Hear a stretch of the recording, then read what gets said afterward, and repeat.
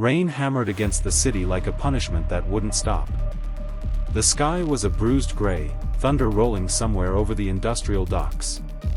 On nights like this, the city breathed differently, slower, heavier, like it was keeping secrets. Detective Michael Grant stood beneath a flickering streetlight, staring at the lifeless body in the alleyway. A young man, maybe mid-20s, face turned to the side, eyes wide open like he'd seen something before the end. Blood had mixed with rainwater, running in thin rivers toward the gutter. Michael's jaw tightened. He'd seen 100 scenes like this, but something about this one wouldn't leave him. "Same pattern, detective," said Officer Ruiz, voice muffled by the rain. "Same mark behind the ear. That makes 5.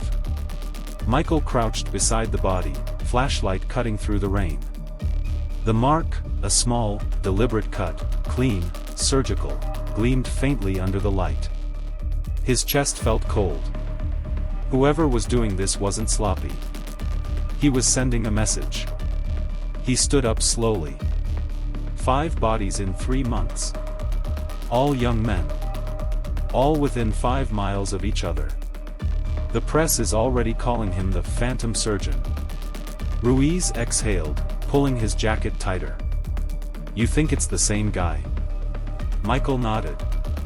"Same precision. Same distance between kills. He's not killing out of rage.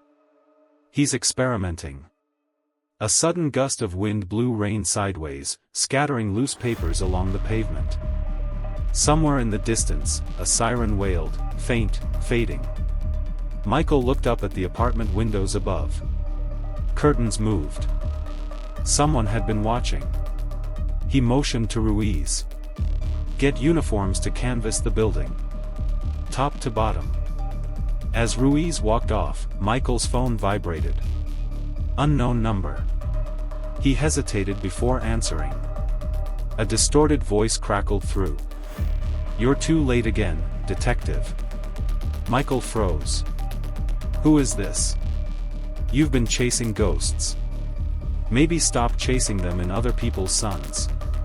The line went dead. He stood there, heartbeat pounding in his ears. Other people's sons. The words dug into him like glass. For a second, he thought about calling back, but the number was already disconnected. Hours later, back at the precinct, the board behind his desk was filled with crime scene photos, red strings, timelines. 5 victims. All male.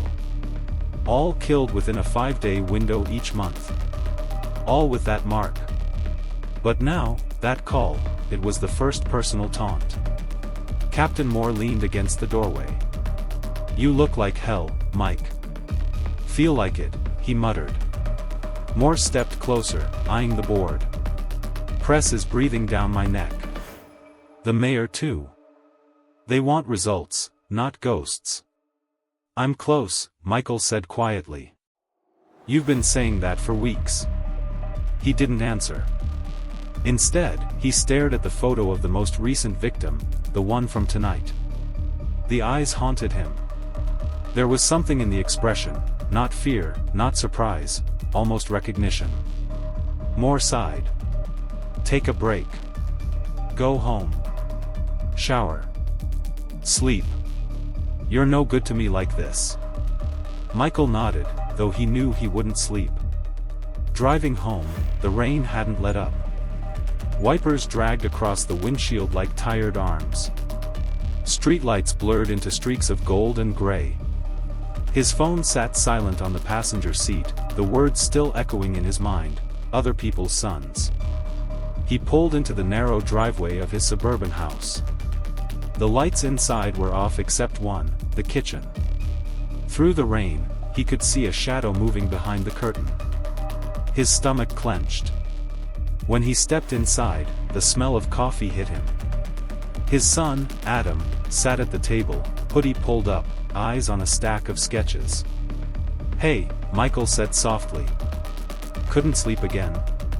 Adam looked up, startled, then smiled faintly. "You're home early.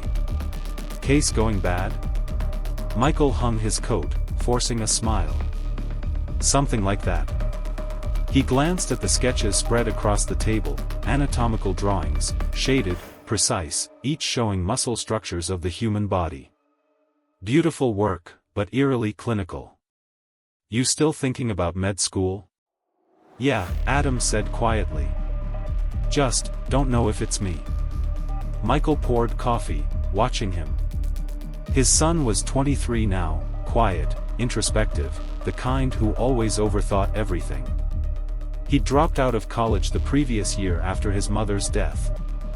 They'd grown distant since then, Michael burying himself in cases, Adam retreating into silence. Your mom would have loved those drawings, Michael said finally. Adam's eyes flickered. Yeah. Maybe. Lightning flashed outside, briefly illuminating his face, tired, pale, eyes that carried a storm of their own. Michael wanted to say more, something comforting, but the words caught in his throat. The rain filled the silence between them. Then Adam said, almost absently, you ever think some people are born to fix things, and others are born to break them? Michael looked up. What do you mean? Adam shrugged. Just thinking out loud. The next morning, Michael sat in his car outside the precinct, listening to the police scanner. Another call, abandoned warehouse near the docks. Possible body. Same MO. He floored the accelerator. By the time he got there, the scene was swarming with uniforms. The rain had stopped, but the air smelled metallic, heavy. Inside the warehouse, a single light hung from the ceiling, swinging slowly. On the floor, another young man, same cut behind the ear. But this time, there was something new. A message, scrawled on the wall in black marker. You should have looked closer, Dad. Michael's vision tunneled. His breath stopped. Sir? Ruiz said behind him. What does it mean? Michael didn't answer. He just stared at the words, every letter slicing deeper than any blade could. He stepped back, heart hammering, and for the first time in his career, his hands trembled. Outside, the morning sun began to rise, painting the wet streets in gold. Somewhere in that light, something inside him broke. Michael drove straight home, engine growling through the waking city. The words on the wall replayed over and over, you should have looked closer, Dad. It wasn't possible. It couldn't be. But denial couldn't silence the pulse of dread thudding behind his ribs.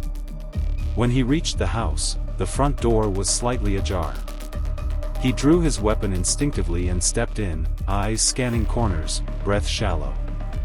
Inside, everything was still. The same smell of coffee. The same sketches on the table. But something was different. The chair Adam usually sat on was turned toward the window. On it sat a folded note. Michael's hand shook as he unfolded it. Just one line. Don't hate me for what I had to do. He felt the room tilt. For a moment, he forgot how to breathe. He called out, voice cracking, Adam. No answer. Only the hum of the refrigerator. He stumbled to his son's room. The bed was made, drawers open, half empty. Clothes missing. The laptop gone. On the desk sat a small scalpel, clean, gleaming under the morning light. He backed away slowly. The walls of his home, once familiar, now looked alien, like a crime scene waiting to be processed.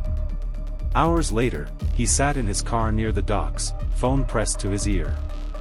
Ruiz's voice came through. We pulled security footage from the warehouse, sir. You need to see this. Michael arrived at the precinct, heart pounding so hard it drowned out everything else. In the evidence room, Ruiz played the footage, grainy, time-stamped 2:37 a.m. A figure in a hood entered the frame. Moved with purpose. Approached the victim. No hesitation. When the head lifted slightly toward the camera, even through the distortion, Michael knew. The jawline. The stance. The way he wiped his hands after. Adam. The room went silent except for the faint hum of the monitor. Ruiz turned. "Sir, do you?" "Delete it," Michael said, voice low, almost pleading. "What?" "Delete it." Ruiz hesitated. "We can't do that. It's evidence." Michael grabbed the edge of the table, knuckles white. "You think I don't know what it is?" Ruiz stepped back, eyes wide. "Mike, if that's your..." "Don't say it." Michael stormed out, the walls of the precinct closing in like a trap. That night, he sat alone in his car, parked outside an abandoned motel off Highway 41, the kind of place addicts and ghosts called home.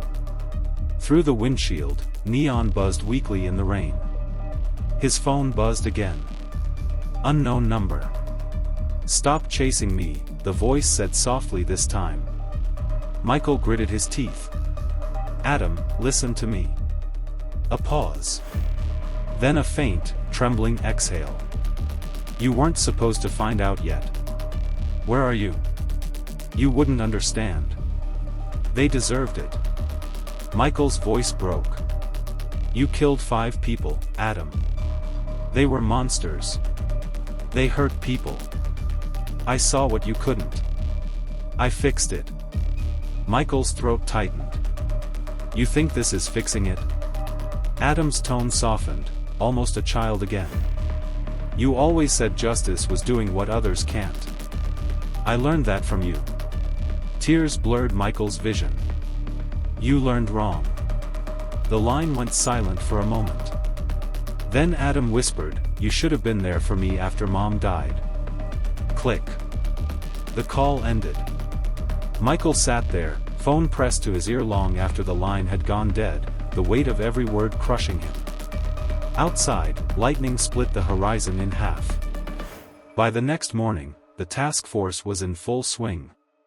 The department was treating the case as a high-priority manhunt. Nobody but Ruiz knew the truth, and he stayed silent, out of loyalty or pity. Michael went rogue, tracing Adam's old haunts, the art school, the coffee shop near campus, the pier where he used to sit as a kid feeding seagulls with his mom. Every place was empty, but in each one, he found something, a clue left behind like breadcrumbs.